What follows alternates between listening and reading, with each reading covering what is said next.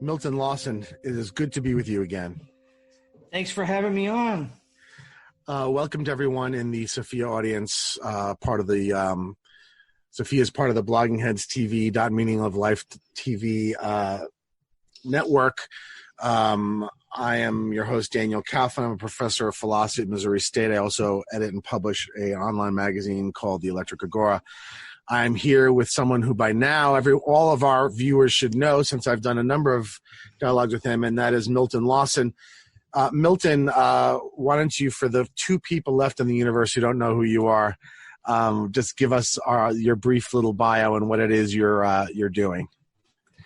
Sure. My name is Milton Lawson. I'm a comic book writer based out of Houston, Texas. And I'm a former technical hand at Blogging Heads TV. I used to do some of the video editing back when the software and production methods were a lot more manual and lower tech. So were you the one? So when I first started 5 years ago. And the way it worked then was we had to go to a special web page that had a recorder on it, and each person was recording themselves, and then it would later get put together. And I can't tell you how many times it got fucked up, and we had to wind up redoing the whole goddamn thing again. Were you? Yeah. Is that when you were on board with back in those primitive days, tech days? What you described is actually a little bit more advanced than what I was at. I was in the first. We were 5 using years. Actual phones. We were not using mics. We were like, right, yeah. But it was basically the same process. We didn't really have that web page working well at that point. What we did is we would send everybody this long, like 3-page document explaining how to do the process and everything. And yes, unfortunately, due to the complexities of everything involved, we had a burn rate, I guess, around 5% or so, that just some amazing discussions that were lost forever. Yeah. It's amazing in what a short time, how quickly this process just became so easy that anybody could just do it themselves. You know, I mean, it's really quite remarkable. So I'm here with Milton because we've got a very exciting development, and that is that now Milton has already published comic books before, but the Mother Lode kind of has come out, and this is issue number 2. I also have issue number 1, and there's a third coming out, Thompson Heller, Detective Interstellar. And so we're here to talk about not just the book itself in particular, but also just about comic writing and comic making, which I suspect a lot of people really just have no idea how it's done and what's involved, and it's something that I think is really interesting and worth talking about. First of all, Milton, congratulations! This is really a tremendous accomplishment. And thank you so much. The level of the professionalism, the quality, all of it is just really top notch. I'm assuming you are pleased with the final product. Very proud. Yes. Yeah. So, let's talk first a little bit just about the book itself. So please correct me if you think I've mischaracterized any of this, but it is essentially a kind of sci-fi noir, with a sort of a grizzled, hard-drinking, smoking protagonist, set in the future, the pretty far future, it seems, or am I? Does it actually say what year it is? No, we've kind of intentionally left that a little vague. Yeah. But I mean, let's put it this way. It's on a galactic scale. So clearly, you know. And one of the things I noticed right away, and I'm assuming this was a deliberate choice, and it's a choice I really liked, is that this is not a kind of a serial. It's not – yes, there's an overarching sort of story and world that involves this guy and his cases, right? But each individual issue is a self-contained episode, so to speak. Yes. Did you decide to do that because you prefer episodic to serialization, or is it simply because this was only a three volume comic, and so it would kind of, I guess you could still have serialized it, but what made you decide to do them as self-contained as opposed to one serialized story? It was a little bit, there was a hint of unconscious bias into it. There was a certain amount of deliberate choosing as well, but there is a debate in comics right now, in monthly comics, over this exact structural issue. And the way it's referred to in comics is compression versus decompression. And in the past 20 years, the drift has been towards more and more decompression. And how does that map onto serial versus episodic? Which word means serial and which means episodic? You get a more serial sense in the decompressed world. A lot of major Marvel and DC comics, for a story unit, you really need to have like at least 4, often 5 or 6 issues. And if you're reading it month to month, you're really only getting a chapter of the story.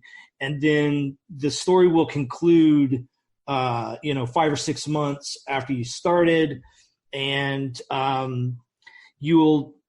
are a lot of people that don't even want to play that game, and they wait until it's collected into a single volume. And those people are called trade waiters. Yeah. Yeah. So, I mean, I've bought those collections, mm-hmm. but it's always been in terms of things that I kind of missed. So back mm-hmm. in the day when I was actively buying current comics, which would have been in the early 80s, it was mostly the 70s that I collected comics. I would have read them every month. But now when I sort of go back and try to reread things I missed, I buy the whole book, the whole package, because to buy the individuals is not so easy when you're talking about back issues. And and also there's a certain convenience to it. But, I do feel the reason I said that I like the choice is, you and I had this discussion about Star Trek, the same question with regard to Star Trek. Star Trek has gone in a serial rather than an episodic direction. And I think I said to you at the time that I don't really love it for a show like Star Trek. I like the episodic mode. And I don't mind, some arcs being self-contained, there's 4 episodes or 3 episodes or whatever. But, and I do like the fact that I can just, read this book. Let me get this so that people can see it without the screen. And I've got a complete story. You know what I mean? Yeah. I like that fact. It's something really satisfying that this physical package is one complete story. I did want to go that route. And part of the just production process made that happen as well. And, but then after the 3 issues were written and done, and we started talking about what if scenarios for how to continue, there was actually a moment where I flirted with abandoning that structure, and with the next arc, having it be more decompressed. And we could maybe get into that at some point as well. Yeah, but I've ultimately gone back to 1 issue per case, because a lot of people are expressing the same as you, that's one of the charms of it. Yeah, it's refreshing. And look, a well-made character and a well-conceived universe is one in which there can be kind of serial-like development even with a primarily episodic structure, right? So certainly in, let's say, Star Trek Next Generation, there's character development over the arc, right? I mean, Data changes a lot. Riker has an arc. I mean, Troy and, all these people have arcs. But nonetheless, it's episodic, right? And I feel like you created a universe and a character here that there really is no limit to the number of stories you could tell in it, it seems to me. That would be the hope, yes. If we had ideal universe with the appropriate amount of audience to sustain everything, we would be able to do, I think, anywhere from 50 to 100 of these. You designed this so that it could be a world you could tell a bunch of story, a world and a character you could tell a bunch of stories in. Yeah. Yes. Yeah. So let me talk a little bit about the character in the world. Okay. The character, I'm interested to hear how you conceived of the character. So, I mean, we can't assume what the audience knows and doesn't know. I looked at this guy. The first thing I immediately thought of was Transmetropolitan. Now, I don't know whether that had any. Now, your guy's a lot healthier than the guy in Transmetropolitan. A lot less deranged. But there is a similar kind of wry, kind of world weary quality to him. Very instinctively kind of likable. I don't know. I know you're a fan of Transmetropolitan. Did that serve as any kind of inspiration for this character, or are you taking this from Raymond Chandler novels and stuff? It's a little bit of both. I didn't have the direct inspiration on certain aspects of the actual character, but what it did influence is, Transmetropolitan is essentially Hunter S. Thompson in a cyberpunk universe. That's right. And my character, Thompson Heller, is an amalgamation of things also in a semi-cyberpunky universe as well. So they have a similar sort of development process to them. Yeah. Well, the thing that I could sort of fundamentally noticed about this character, and I would say the same is true of the lead in Transmetropolitan, whose now name is escaping me. Spider Jerusalem. That's right. And maybe your character more so, but there is a fundamentally ethical core to these characters. They're kind of dirty. They kind of play in the sleaze, but they are fundamentally ethical. These are not amoral characters, and they're not really even, I would say, morally ambiguous characters. Did you just want to have a sort of a moral lead, or I mean, what sort of went into your decisions about how to make this character? What sort of a person to make this character?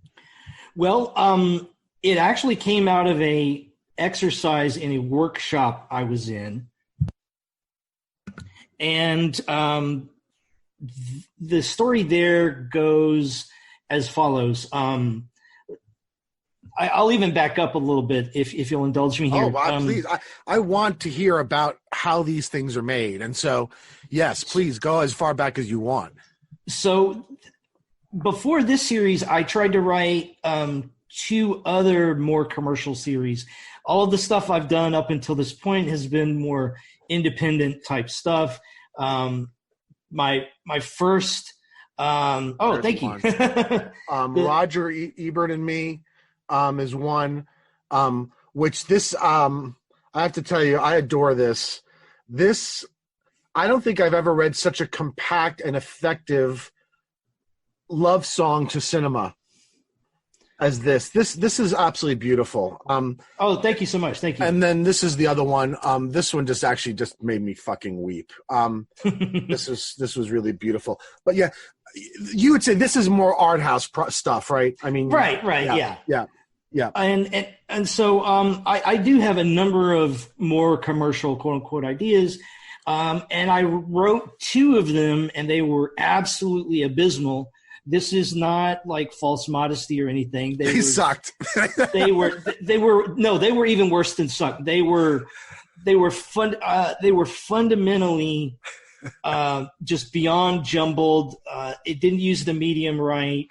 And so out of that failure, I realized I needed mentorship. And so I found this workshop that is run by a former Marvel editor named Andy Schmidt. What's the workshop?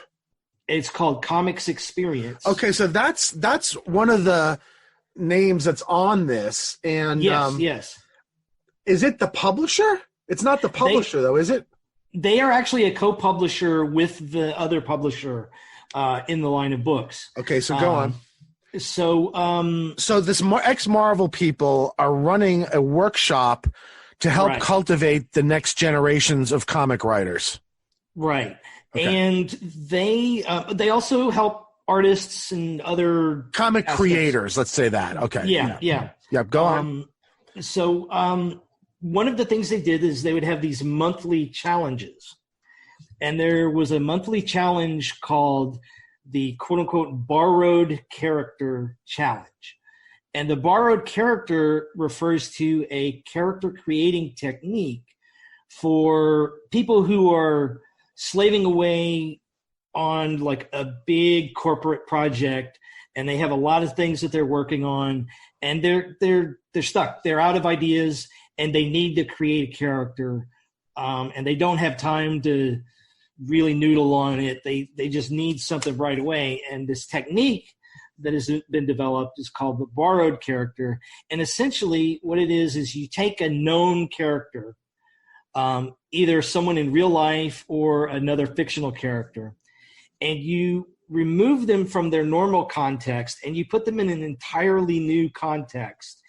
And just from that new juxtaposition, you create a new character. So where does that principle come from? I don't know who first originated it. Here's the reason I'm asking. It's something that's done in science fiction literature. Mm-hmm. I don't know if you've read Philip Jose Farmer's Riverworld series. No, I have not. But like the main character of the first book is the actual historical Richard Burton, right? Okay. Pulled out of history and shoved into this bizarre. And so I'm wondering how far that goes back and whether it's originally a literary trope or where it comes from. Yeah, that would not surprise me at all. Yeah. And this one, the person who passed it along is actually the comic creator who created Bane, who people would recognize from the Nolan Batman films. And so I was just sitting around trying to think of a character for this challenge. And at the moment, I was reading one of Christopher Hitchens' books, and I'm a fan of Christopher Hitchens' writing and his sort of pugilistic television performances. And so I said, okay, let me put Christopher Hitchens in a science fiction universe. So Hitchens is the template for Thompson Heller. Yes. That's amazing. Yeah. And not, now that you say it, I can see it. You didn't just put him in the science fiction. You turned him into a noir detective, which I have to say is pretty fucking brilliant, man. I mean, it works, but it's not something I would have thought of. And the reason why I put him as a noir detective was I felt like specifically Transmetropolitan that we were just talking about is about a journalist. And I didn't want to do that same thing. I didn't want to have another journalist. And I thought, well, what is the closest thing to a journalist? An investigator. Yeah. So that's how the character was born. And I created, I wrote a very short version of what became the first issue. Okay. Gosh, I'm getting really excited about this. Okay, so, and of course, now the question about the sort of the ethical center comes out, right? Because, that was very much Hitchens' thing, right? I mean, he had a very profound ethical center, although he kind of lived dirty, right? And I think there's something very intrinsically appealing about that sort of character. I think partly because the good characters are often become goody-goody and thus unlikable. Right. Whereas the being kind of dirty keeps your goodness kind of seem authentic, right? And so the character Thompson Heller is just an incredibly likable character. Let me ask you then now about the plots. One of the things I did notice, I mean, this is not meant to be hidden, right? In both cases, the plots are very clearly channeling contemporary social concerns, right? The first one is environmentalism. And then the second one, I would just sort of call vaguely transhumanist, but just more the idea of how shall we say, expanding the moral circle of concern. It has to do with androids. First of all, I don't want you to give away the third one, but is this going to continue? In other words, is the third one also going to be clearly channeling a contemporary social concern? I would say somewhat less so. It is a little bit more on the timeless concern that consumed Hitchens' life more than any, and that is the conflict between rationality and faith. Okay. But even in that chapter, it's a little bit more, it's almost the B plot of that issue.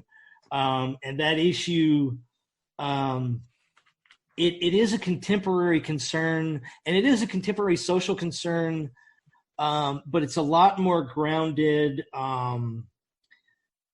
than, and I think a lot of people wouldn't even identify it as having a clear political angle to it.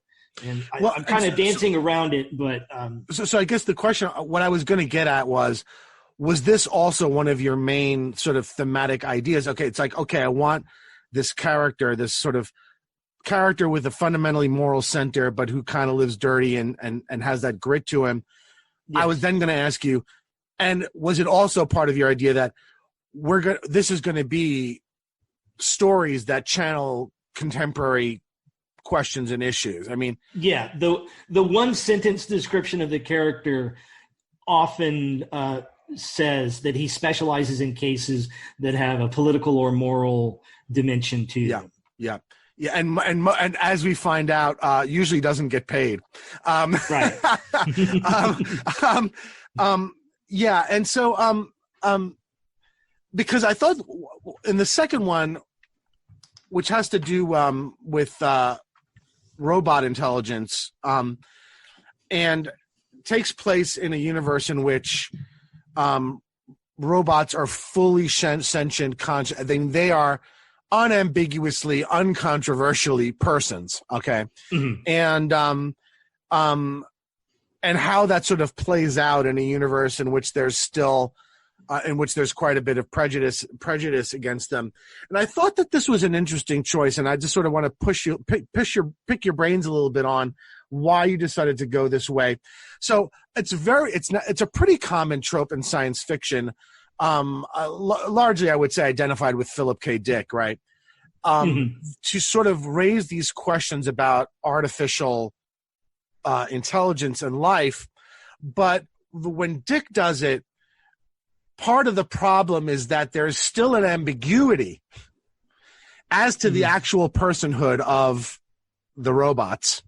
Mm-hmm. And one of the things that does is it does somewhat make a little bit more ambiguous the morality or immorality of the opposition to it. Okay. Mm-hmm. Mm-hmm. In your case, by making it unambiguous, the immorality of the opposition to the machines is not controversial. And I'm wondering, why did you decide to sort of, was it just because you didn't want to repeat the sort of the typical way of treating this topic? Or was there something you specifically had in mind that required treating it this way rather than where their personhood is ambiguous? Well, I think there was two parts. I think I definitely chose to have their personhood unambiguous in the sense that I literally give them the robot equivalent of a soul, and we talk about that. But I also tried to create that dimension of their existence as having such a profound complexity to it that there's a little bit of ambiguity in calling them or considering them persons because they've evolved into such a more advanced consciousness that it's not that they're maybe less than a person, which the antagonists in this story clearly view them as, but they're kind of not persons either, because they've got this highly evolved, constantly reinventing itself, at almost like, data point by data point level at such a velocity that even if they have their daily backups, by the time that they do their next daily backup, they're an essentially different being. Yeah. So I felt that it's not necessarily ambiguity, but it's complexity. And that complexity creates an otherness that I think is universal in the human experience, and what drives a lot of the antipathy that we see in the world. Yeah. So, So I guess, let's just supposing that, you're able to do more stories in this universe. I'm wondering if you are planning to tell us a lot more about these machines. I mean, in other words, you get kind of teased a little bit, hinted at a little bit. It's not, if the standard problem is we're not sure whether they're people or not, and so it's ambiguous whether we have ethical obligations to them or not, you're almost coming on the other side of it and saying the problem here is that it's ambiguous as to whether they're not people, but whether they're more than people, right? They're in a sense beyond us, which raises a different set of anxieties, right? Right. Is that what is your plan if you get to do a bunch more of these to further explore that space?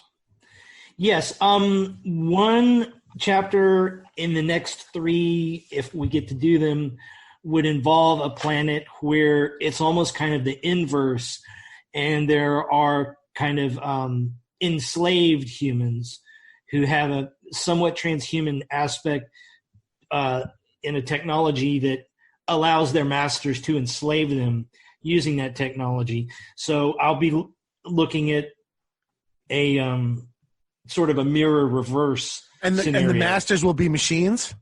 No, they're still going to be humans, at least in this draft. Maybe if you'll let me steal that idea, I might consider. Well, only because it would be really interesting to have it be a full reversal. Yeah. Because, one of the things that, if you wanted to be critical, you could say is that the machines are a little too good in this episode, and it would be really interesting if it got flipped and there was a place in which the actual people, human people, were enslaved or at least second class to the machines, and Thompson Heller would have to have a sort of a similar, how shall I say, intervention with the machine half of the intolerance divide. You know what I mean? That would be right. Interesting. Anyway, but so you are planning. You're planning to develop a lot more of these things, right? This is not the last we're going to see of these particular constituencies, so to speak. Yes, and however, the next 3 chapters do go a bit more into the specifics of the primary character relationship in the story is between Thompson Heller and a romantic interest, a person who's a religious academic. And are you talking about Archbovy? Yes, the Archbovy. She is a religious academic who is in the galaxy's most powerful and well-known religion. And she finds out at the outset of the first issue that they're reorganizing the church, and there's no longer going to be an academic wing, and she has to become a fully ordained cleric. And up until that point, she was able to have a more free lifestyle. But if she chooses to become ordained, she will have to take a vow of celibacy and those types of things. So is that the next issue? So let me try and get this. The next issue has a very ecclesiastical aesthetic. Is that what this next one is about? Yes. This is fantastic. Milton, this is just fantastic. Thank you. Could you talk about the universe a little bit? So one of the things I do like is that you don't give a ton of exposition. You drop us in the universe, and we're going to find out about the universe as we go through the stories that you're telling in it, without spoiling, obviously, the next 25 issues, which I know are going to happen. Could you just give us a little bit description of this universe? Roughly how far in the future do you imagine it? You talk about it's on a galactic scale, so I'm assuming that there has to be interstellar travel.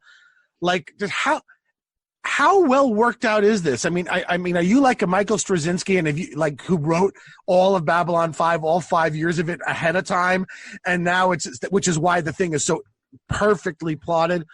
Or do you just have a general idea that you're just filling in as you go along? How well actually designed is this universe already?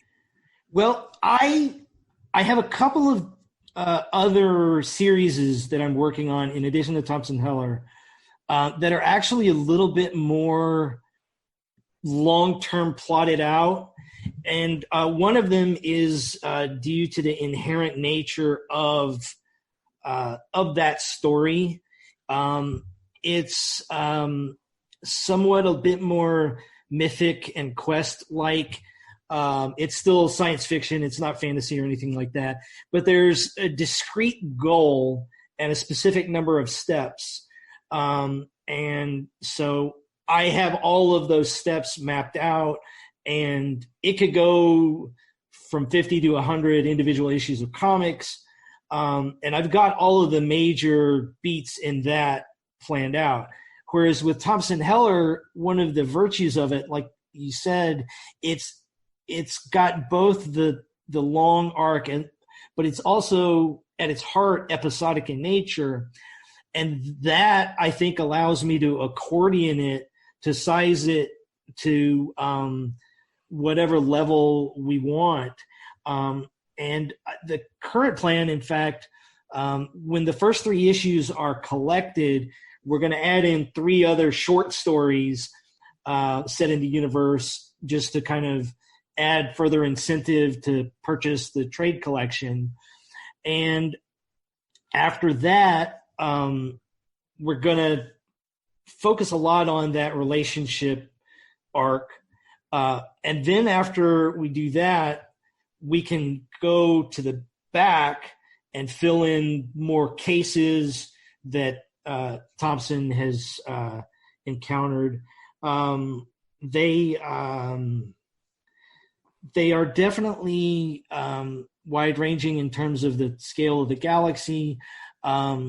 I've kind of tried to cheat on the time frame. I haven't committed to one, but I've tried to consider it to be as close as plausible, so that the sort of social structures and the humanity that we know now are as recognizable as possible. Yeah, so that's I'm what hoping, I wondered, though, about the galactic scale of it. On the one hand, there are elements of it that would suggest it's got to be far, far future. On the other hand, the main character and the concerns are so recognizable that would suggest a nearer future.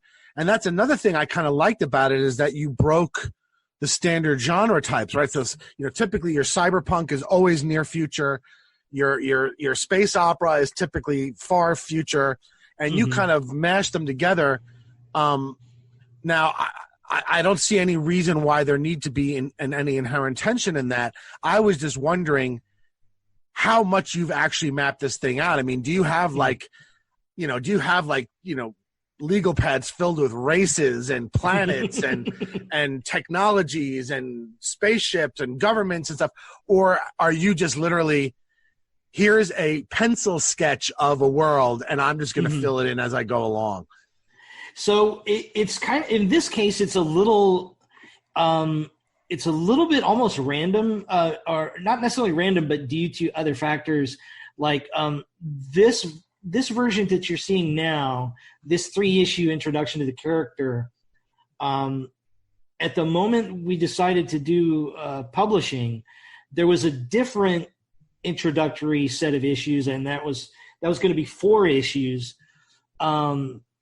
And that one was specifically on the relationship with Arch Bobby, and it was completely different. That character was not a romantic foil. That character at that point was purely a functionary, and all of the tension in that story was Thompson Heller solving a case that involved the church.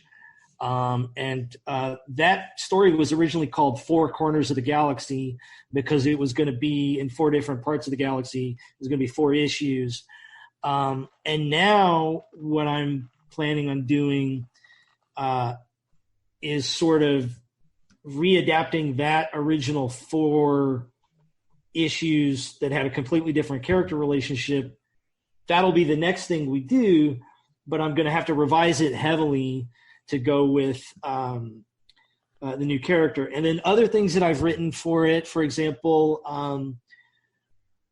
one thing that I started out as a short and got expanded was just a night at a party with Thompson Heller, and he just regales his audience with recent cases that he's solved. And another heavy point of influence for Thompson Heller is the Robert Altman version of the Philip Marlowe character with Elliot Gould in the title from The Long Goodbye. And I specifically modeled aspects of Heller's home base after that layout, but instead of in sunny California, it's in urban futuristic Chicago. And the party takes place in that environment.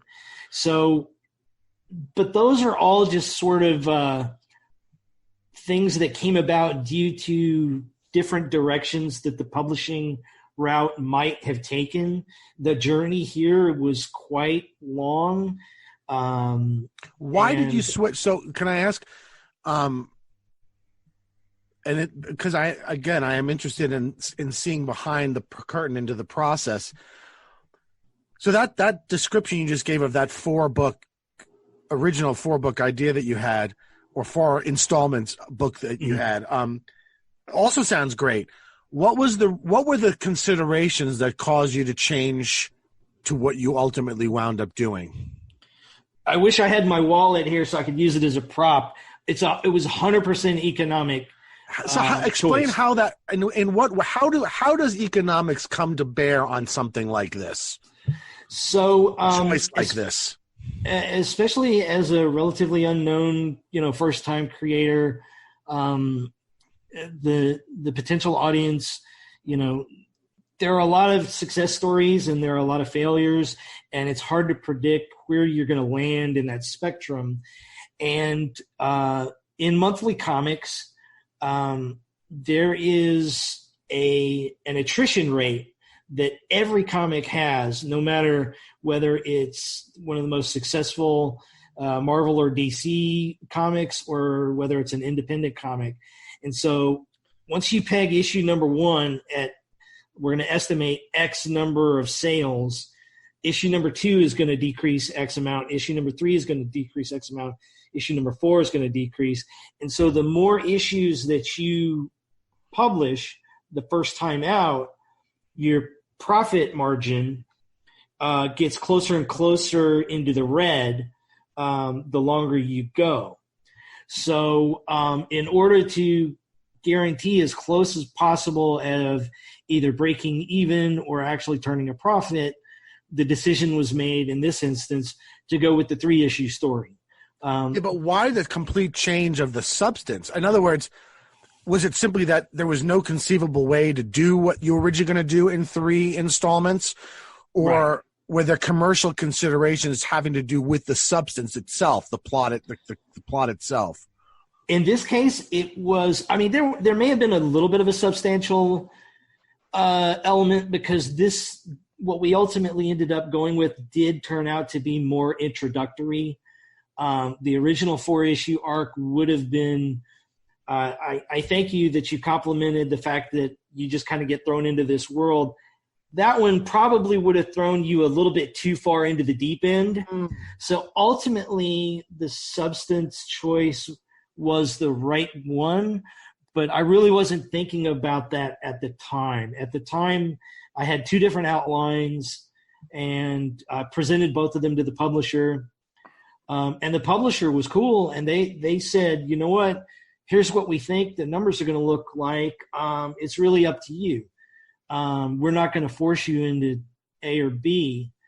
But me and my collaborators, we went with choice A, a somewhat more safe choice. But ultimately, it turned out to be the right one. Let me ask you about that, what you just described, this sort of logic of attrition. And please, again, I'm going on my own idiosyncratic knowledge of the medium. My impression is that that's a kind of a more like an up and a down. In other words, I can remember long-standing series that were very hot, and then they kind of got less hot. But then something would happen that would make them extraordinarily hot again. Sometimes it would be the bringing in of a new artist, right? So I'm thinking of when Frank Miller came on board X-Men. It just all of a sudden became huge. When it had been kind of sort of middling along. Now, I happen to really love the early X-Men, the yellow and blue outfit X-Men. Absolutely loved it. I had, I think, issue 4. I think I had number 4, 8, 10. I had a bunch of early issues, and I really liked them. But there was just no question. The thing received a huge injection. Same thing with Batman. Again, interestingly enough, when Frank Miller came in, and all of a sudden it became huge again. So is it not is what I'm describing consistent with what you're saying, or is it an exception? Or because that's always been my impression, is that the fortunes of these comics are sort of up and down. It's not up straight down. Sort of. Yeah. What you're describing is definitely still true. The only difference I would say is that now the major comic publishers are aware of that and consciously, strategically plan for that. And they try to predict when those are going to happen. And what they do is they realign the creative teams at specific moments, and then they rebrand it. They go back to counting it to issue number 1 again, or they give it a new subtitle. And Marvel in particular, in the past 6 years, basically every year there's kind of a company-wide rebranding. They give the entire universe a kind of a catchphrase. And although isn't that also pretty long-standing? I mean, haven't the X-Men had all sorts of different subtitles? Like it was the Uncanny X-Men, and it was the I forget what the original, and the same thing with the Avengers. I think there were multiple subheadings. Yeah. Has that not always been the case? Well, what I'm referring to is even within a given title, if you what you're referring to often is kind of more of spin-offs. And now in some of the big comics, they will rebrand the main title to, like, for a while, Spider-Man was not Peter Parker. For a year, Spider-Man was taken over by Dr. Octopus. Yeah, I see. Okay. And they called him the Superior Spider-Man. Gotcha. And there are similar things going on in the Iron Man world. So those sorts of things. But what you just described, there is a definite difference between the up and down of like DC and Marvel comics, and the introduction of new artists, new characters definitely does that. But in independent creator-owned comics, what really usually happens is you start out at a given level, and then you go down, and then if you're lucky, you will hit a sort of plateau. And as long as that plateau is profitable, you can sustain the series. And like the best example in the past decade, Image Comics put out a title called Chew. And it was enormously successful, and it allowed their creative team to just do whatever they wanted, run the story as long as they wanted. and they sustained it. Every chapter was excellent. And so that's what most creator-owned comics go for now. I'm just getting something that I want to ask you about. Sure. The sustaining of comics is shorter now, though. What would have been considered a successful run in your heyday is much smaller now. And so probably there's what it sounds to me like is your best bet is actually to make finite terminal series, right? I mean, things that have a fixed, almost more like mini series on TV rather than and endlessly season running. So for the audience's sake and for my own, could you differentiate for me when you're talking about the majors and then the indies?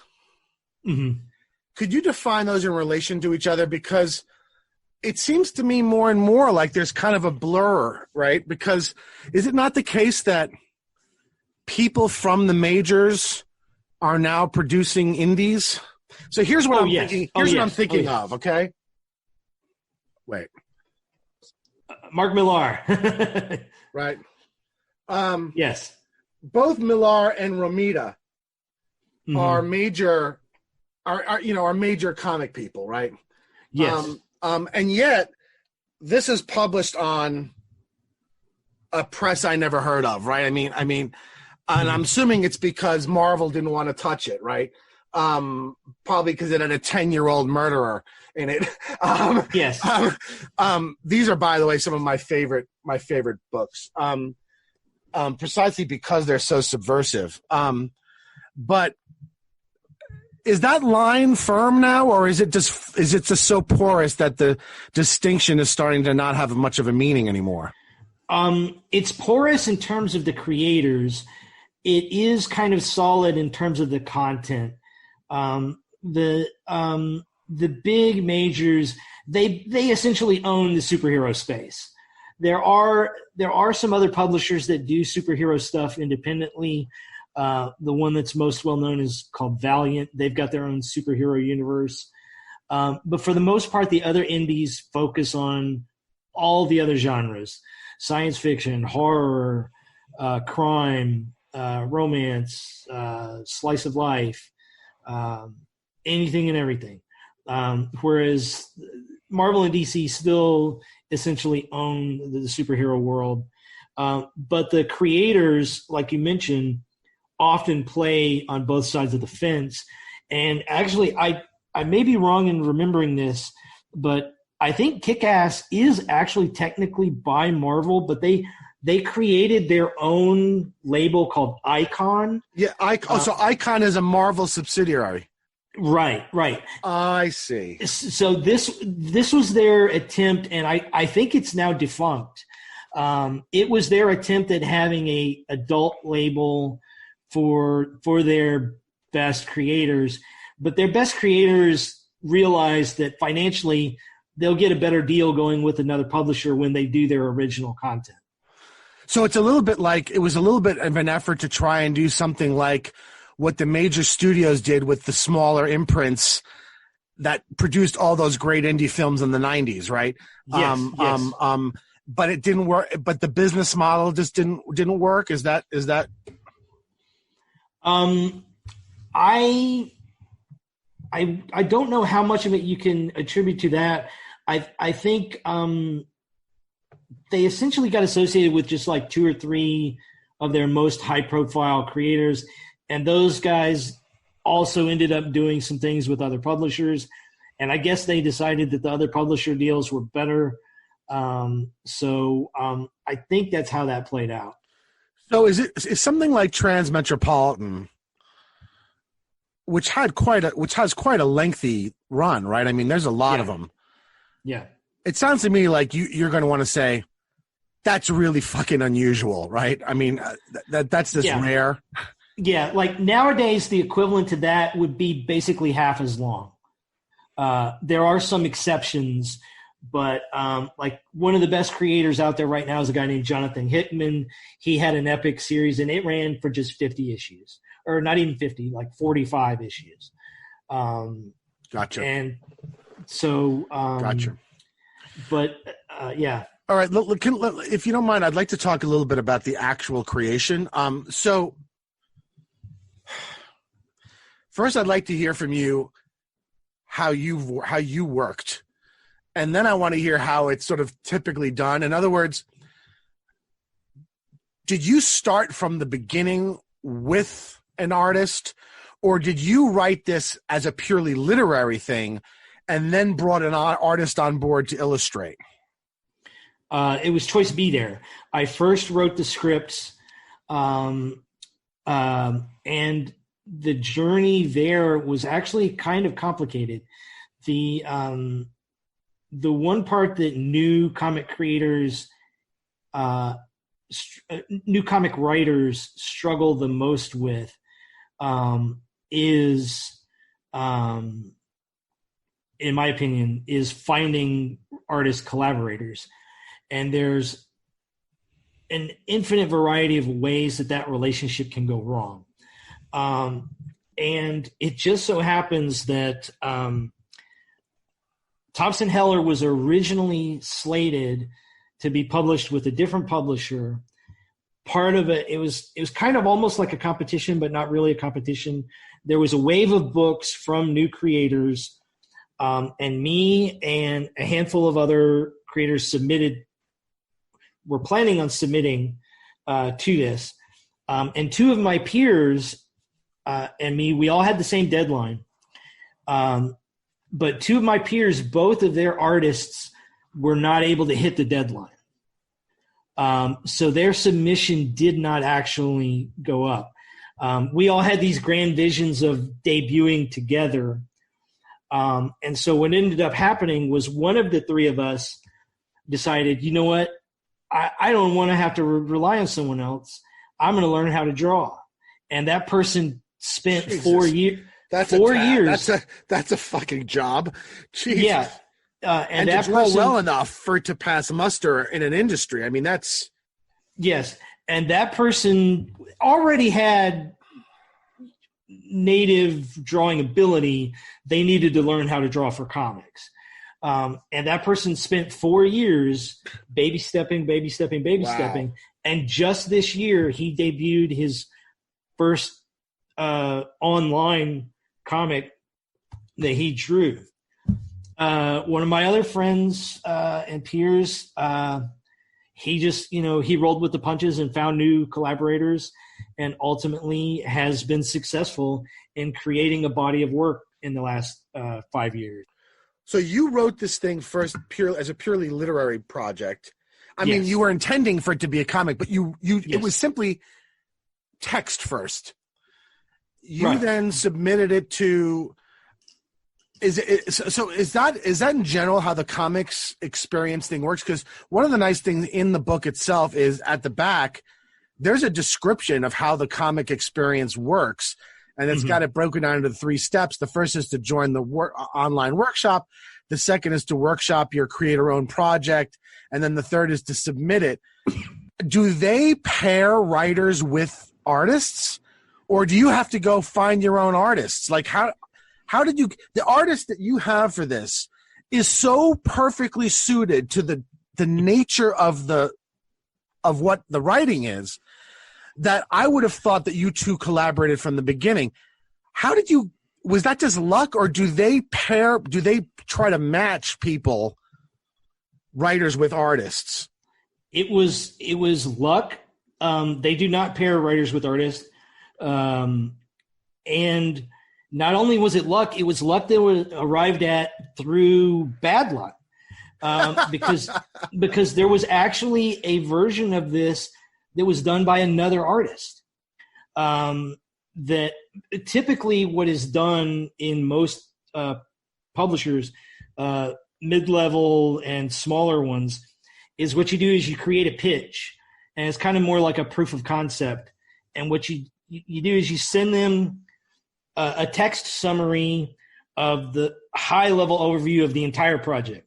beginning to end, what the characters are, what the environment is, the biographies of the collaborators. And then you literally show them 5 to 10 pages of finished work, which you have to. But with the art. With the art. Which means you have to find an artist. Right. How does a writer find an artist? That is the hardest part of the process. I can explain how I did it. I'd like to know how you did it, and wound up with the artist you wound up with, which is unbelievably symbiotic. And I don't know if you've read a lot of the reviews, but more than one review has commented on how well suited the art is to the content. Right. I'd like to know how you got your artist, but also I'd like just to hear what you know generally, how writers go about getting artists other than the way you got it. So yeah. So it's an evolving thing. It involves social media a lot more now than it used to. The route I took, ultimately I became so fortunate because the person that we did end up collaborating with is Dave Chisholm. And I don't think I'm going to jinx it here. He is going to be in the running for Best Artist of the Year this year. It just so happened that he had 3 different projects come out this year, even though they weren't necessarily originally slated to be this year. The book he has coming out just in a few days is a book about the jazz legend Charlie Parker. And it was actually commissioned by the Charlie Parker estate. Oh, wow. And the foreword for that book was written by Kareem Abdul-Jabbar. He is being featured in a panel during the Grammys. So Chisholm already has a reputation in the industry because otherwise the Parker estate wouldn't even know. Mm-hmm. You know what I mean? Like, so he already has he's not with any of he hasn't published with any of the major. Not yet. It's all in. He's done all indie stuff, but he's well known, I guess, in the indie. I think he is now. At the moment that all of these opportunities came about, you kind of had to be paying a lot of attention to the, I guess you'd consider it like the minor leagues. Yeah. So if you observe that space, you see who are up and coming talents in the art world. So how did you get him? So, well, first I found another artist. There were a couple of forums that were old school bulletin board style forums that comic artists who were trying to learn craft would go to. They would post their work in progress, and there would be sections where writers could post advertisements soliciting work. And there's a whole game there in terms of what types of financial arrangements you offer. There's everything from no upfront payment to a split of the intellectual property versus all upfront payment, no split of the intellectual property, and then infinite variations in the middle. So the writer pays the artist? In most instances, yes. Does it ever go the opposite way? The artist is looking for a writer? It does. Yes, it does go the other way. Obviously not in the financial sense, but there are a lot of artists that will post some concept drawings and say, hey, I've got this world, I've got this character, but I'm really not a writer. Can you help me flesh it out?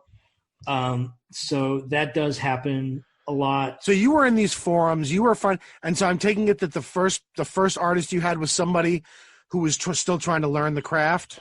Yeah, and they were very well accomplished. I thought they were good. They didn't match what I had in my head.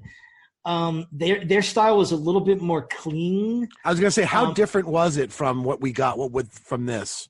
It was very different. In the less gritty. Yeah, way less gritty. A lot more clean. A lot more realistic in terms of like the human anatomy. Yeah, yeah.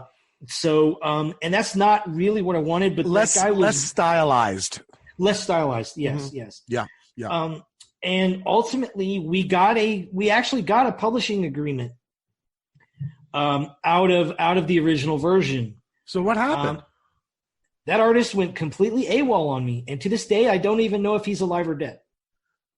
So wait a minute, you got the deal, and that's when he went AWOL? Was after you? Yes. You can't make this shit up, right? And not only was it a deal, it was a deal with one of the top 5 publishers in the industry. Okay, so yes, it's like ultimately, I'm glad it worked out the way it did, though, because it turned out that those folks had other priorities, and ultimately, once my artist jumped out, it became revealed that they weren't all that keen on these projects to begin with. So I went back to your deal might not have been as good of a deal as you thought. In other words, yes. Was it sort of like in the movies where they were just buying up everything, and maybe one of them would get made one day, but it was sort of like studios sometimes just try to buy up every script that they can find, and put them in a box somewhere, just so nobody else will make them. You know what I mean? Like, yeah. Was it? I don't have as much insight into that as I would like. I think it was a little bit more of there was a change in regime. Oh. And sort of like with a new coach, you want new personnel, like, hey. Yeah, sure. Sure. So that fell apart. That fell apart. And so now you've got a completed comic and no publisher. Okay, no, at that point I've got an incomplete comic and no publisher, but I have complete scripts. Gotcha. So now I go looking for an artist again, and it turns out Dave Chisholm, he was not available the first time around. He is available this time around. I had actually worked with him in the past. One of those shorts that you put up, the Winter Sale, is one that he did. Right. And he had a gap in his schedule, and I said, hey, can you take a crack at this? And he said, sure. And ultimately, that was serendipitous because he was much more aligned stylistically with what I had hoped for. He's a lot more imaginative. And then the other thing, there was one consistent connective tissue between the two, and that is we had the same colorist in both versions. The colorist is a guy named Fabian Cobos. He's based out of Mexico, and he has a style that really works. We wanted to evoke a little bit of the color palette styles of the giant in science fiction illustration Mobius. I was going to say it has a little bit of that look. Yeah, we specifically, and in fact, I didn't even think of it that way. I had kind of more of a gunmetal cyberpunk color palette in mind. And one of my collaborators said, no, go Mobius. And he actually did a proof of concept. He isn't a colorist, but he's a talented dude. And so he did one of the pages. He said, this is how you need to do it. And once I saw it, I realized, oh gosh, yes, we have to do that. So then I found that artist also on one of those message boards. Now those message boards aren't as reliable. For a while, a lot of artists were posting stuff on Tumblr, and then Tumblr kind of collapsed. And now all the action is on Instagram and Twitter. God, it's so haphazard. Yes. I'll tell you, somebody would do everybody a lot of good if somebody devoted themselves to simply organizing the process, right? I mean, to have a sort of an established. I don't want to get too much in the weeds, but I can. So the Roger Ebert and Me comic had a different artist. Yes. And actually, I think that art style also would have worked for Thompson Heller.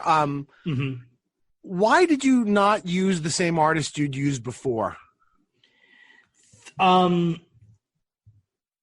mean, if there's anything disclosing, don't say it, obviously. But I mean, in that case, maybe talk a little more abstractly. Like, why wouldn't you sort of keep working with the same artist if the art style makes sense? Is there a reason to sort of change artists? Yeah, with the Roger and Ebert and me artist, a lot of it honestly came down to his availability. Right before the first version of Thompson Heller was going to be done, I had another project I was working on that was a pure cyberpunk type thing. And that was originally going to be my first series. And I posted an advertisement looking for an artist for that, and he responded to it, but had forgot to attach the JPEGs of his portfolio. And in the amount of time it took me to communicate with him that I didn't have the JPEGs, he got hired by somebody else for another gig that had him busy for 2 years. And so a lot of it has to do with timing. Am I hearing some of the, am I coming to understand a little bit what the issue is with your hairline? Right. Exactly. I could not take the stress of what you're describing. I mean, and just. And then my next project, I wanted to work with Dave Chisholm again, my next project. And it was actually this time last year, around like November of 2019, that we were talking about it. And he did some initial concept work for it. And then one morning he gave me a call and he said, dude, I haven't had a chance to tell you about this, but I've got this opportunity with the Charlie Parker estate. And that is a huge project, and I have to focus on that 100% now. Yeah. So I can't do your other project. So now you got to find another artist again. Well, in that one, I was lucky because that one was originally going to be a multi-artist sort of jam piece. And there were multiple people who were already kind of doing work for it. And then ultimately that changed its distribution model as well. And we found a new publisher for it. And that new publisher said, hey, we'd kind of rather just go with one artist. And so I went with someone who was already on the team at that point. I just wanted to say, so just for the sake of promotion, the Roger Ebert and Me comic, the artist is Rem Brew. Yes. And I have to say, I really think the art in that is terrific also. Yes. He won the Newcomer of the Year award about like 4 or 5 years ago. He's an established talent that he's just a fantastic. I do want to ask you just one more detailed question about process. So again, my experience is from the Silver Age of comics, and the task was broken down into the smallest number of pieces, right? So you had the writer, you had the penciler, you had the inker, you had the colorist, right? And these were all separate people. In Roger Ebert and Me, and I love this about this, you actually have at the end, you show everybody what the process looks like. Oh, yeah, I forgot that's in there. Yes, oh, my God, that's so wonderful. And Rembrandt does all of it. The pencils, the inking, and the color. Yes. Now, in Thompson Heller, Chisholm did the pencils and the inking, and Fabian does the color. Right. I guess what I'm asking is there a standard, or is it just some artists like to do all of it, some artists like to have it just to do one piece of it?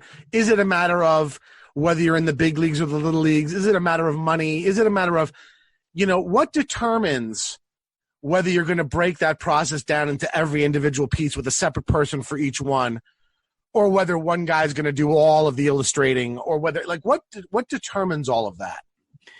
In a number of cases, it is due to the big league versus little league thing, and some of it is due to individual artist preference. Penciling and inking now are almost always done by the same person now, due to the fact that most artists incorporate some aspect of digital creation in their process now. So is that true even so if I take a Marvel comic now, a current Iron Man or X-Men or whatever, the penciling and the inking's the same person? Yes, okay. Almost always. Okay. There are exceptions to that, but for the most part, it's going to be the same person. Gotcha. The colorist is often a different person on the big books, and that's a timeline pipeline thing. You can just get more things done more quickly if you have artists working in parallel. Because I was going to say, I don't really see the advantage of having each individual element done by a separate person. And indeed, I could imagine disadvantages in terms of aesthetic coherence, but it hadn't even occurred to me that there's an economic advantage, a business model advantage, in that you can have multiple people working on elements all at once. Right. That's a key part of it. But also there is an aesthetic advantage. What's the aesthetic advantage? Because it's not intuitive. You wouldn't think that, right? Like you couldn't imagine like Rembrandt, right? Saying, okay, I'm going to have one guy do the sketch and another guy, you know what I mean? Like what's the aesthetic advantage to it? There are some colorists who have embraced the process of coloring to such a degree. And the fact that digital creation and printing technology has improved to such a degree to where coloring now is just light years ahead of what was possible, back in the 80s. Just through the print technology, paper, everything. But like one of the best colorists in the industry is a woman named Jordi Belair. And I think she got started in coloring maybe around I can't remember, 2008 or something like that. And she was an illustrator at the time. And she said, you know what? I've been doing some coloring work. I'm just going to focus on this and I'm going to own this. And then she became the go-to person for every Image comic, the creator-owned original stuff. Everybody wanted to work with her. And then she had some assistants who went on to learn her methods. And then they grew to become their own colorists. And it's kind of almost a family of great colorists who kind of all have a shared lineage. And there are other really high-profile colorists as well. And there are some people that when they just focus in that space, and that's what they're doing all the time, the quality of work just really it's a matter goes of high. Almost like a kind of expertise and specialization. Yeah. Yeah. And like Dave Chisholm, he collaborated with someone on his jazz book, his Charlie Parker book. He did some of the coloring himself. He had a collaborator do some of the coloring. And it worked out just fantastically. Do you know why it is that this is done this way in comics and not in other visual arts? In other words, why don't painters break up the process into the separate pieces? Is it because of the way comics are actually produced? Is that the reason? I suspect that's part of the reason, but also I would compare the analog almost to like the cinematographer in a film, because the great colorists are thought of in the comics industry like the great cinematographers are in the film industry. So it's like, man, I really want to work with Roger Deakins. I see. So they're almost literally like painting the light on the shots. It's a fundamentally collaborative art form. Yes. In the way that being a painter is not, right? It's got that kind of a collaborative element to it. So here's the thing, though. So you get the three come out, and let's just say it's a runaway success, and there's going to be more of these, right? What if you can't get Chisholm? Like, in other words, how does this all work? I mean, is this the kind of thing where you could wind up having to work with a different artist? Or is it the kind of thing where, oh, no, once you're in, if this thing goes on, you're now in? And is that official? Is that just informal? I mean, how do these contracts work? I mean, it's funny you should mention this. If we do get to continue the series, Dave is probably not going to be the artist. And I don't want to disappoint you too much. No, I'm not disappointed. I'm trying to wrap my mind around trying to work in this kind of environment. I think I feel sick all the time. Oh yes. But go on. If it continues, he probably won't be the artist for the next ones. And that is due to the fact that, like I mentioned earlier, I really think he's going to be nominated in multiple categories for the comics equivalent of the like Academy Awards next year. Yeah, so he's not going to be doing indie comics anymore. He's going to be taken up by one of the big. In fact, his next two projects, his year 2021 is basically already booked. So are you already looking? Have you already got your antenna out for artists? Well, I kind of got lucky in this respect. I alluded to this earlier. We're going to supplement the trade collection with 3 short stories. Yes. And they are done with 3 different artists. And that sort of turned out to be almost kind of like a tryout session. And so one of those 3 will be the artist going forward. And I hope and expect that everyone will be equally enamored with that work. And you're as a writer and as an artist, is it your thought that the best thing to do is to have the next art style be completely different, or is it to try to get it as close to the Chisholmy style as possible? I mean, you could see an argument either way, right? I'm curious what your thinking is on that. It turned out in all of those cases, we sidestepped that question and just went with the best approach for that given artist. And then ultimately, there's one that's maybe a little more similar to Dave than the other one. But ultimately, that's gonna come down to availability and economics, honestly. And I am going to be happy with either approach because the shorts are fantastic as well. And so I'm very pleased with. I've been just showered with great luck. And I guess the more successful you are, the more you become to be a known quantity, probably the easier it is to get artists, right, who want to work with you. Hope. That's the idea, right? I mean, yeah. Okay, last thing I want to ask you, because I realize we're now an hour and a half. I could talk about this forever. How well does this have to do? And when will you know if it's done that well to determine whether there's going to be more Thompson Heller? The weird thing is the answer to that is really not only tied to this one project. There are other projects that I have in the pipeline that. Are you not allowed to disclose them? No. Well, one of them is public. There are 2 others that I can't disclose. And a lot of it is going to have to do with the relative investment that I personally have to make in those, because I'm not yet at the point to where the income that's being generated right now from this series, the actual physical dollars for that, I'm not actually going to see until 2021. So I'm still personally investing on the test out work on some of the things that I'm working on now. And when you say investing, you mean paying artists?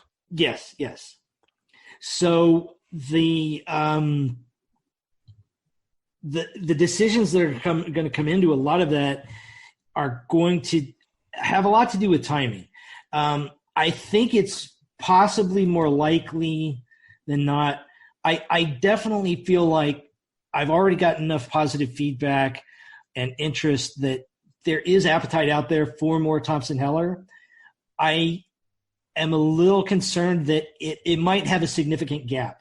It might have a 6 month to 12-month gap before I even start teasing people how the next batch is going to happen.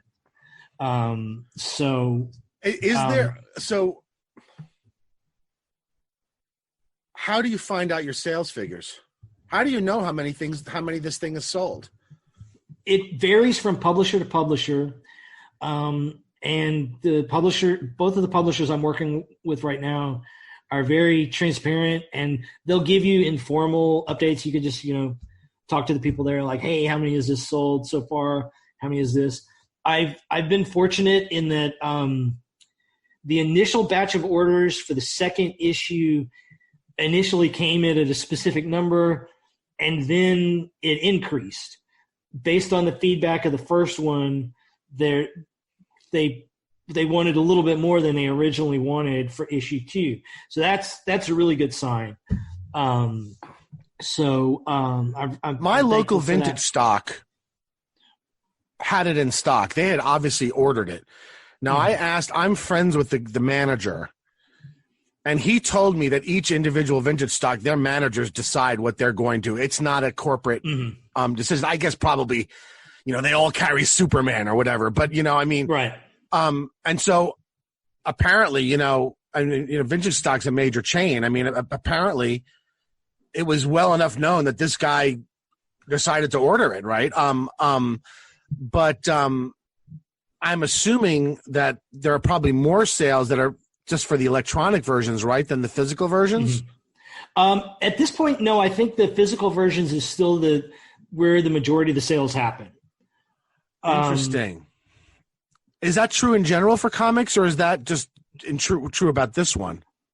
It's true of American, definitely the big publishers, Marvel and DC, but also the independent publishers.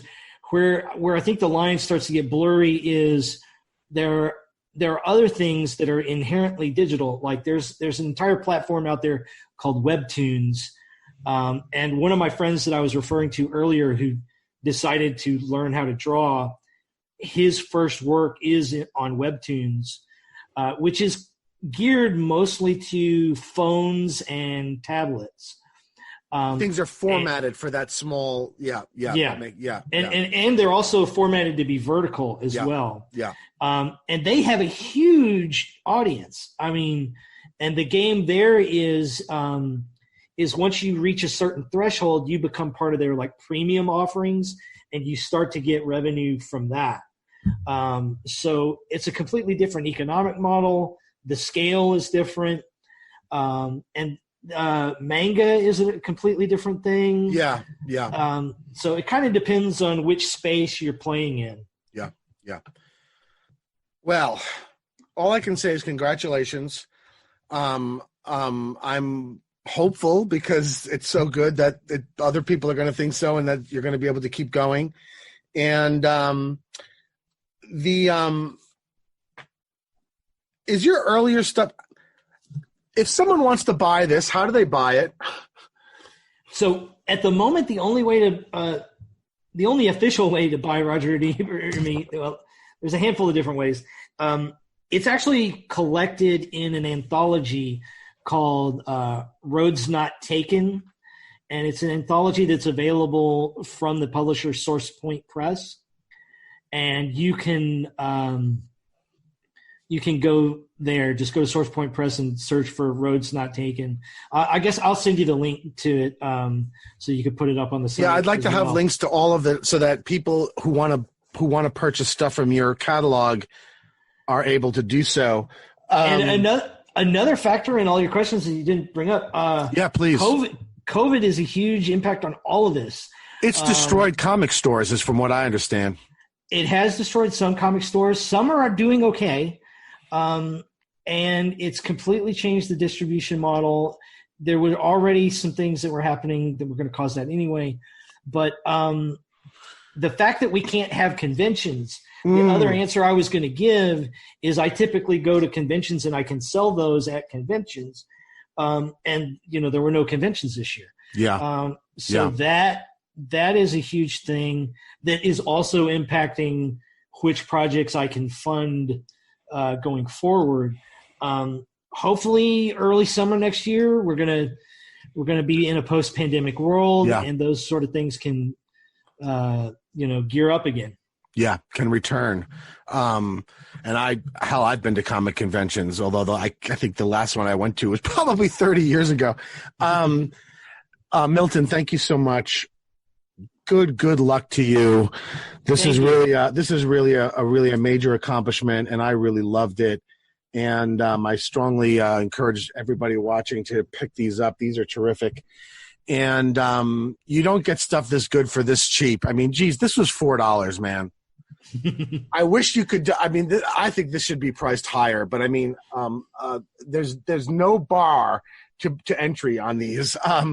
And best of luck to you, man. Thank you so much. Thank you. All right, I'll talk to you soon.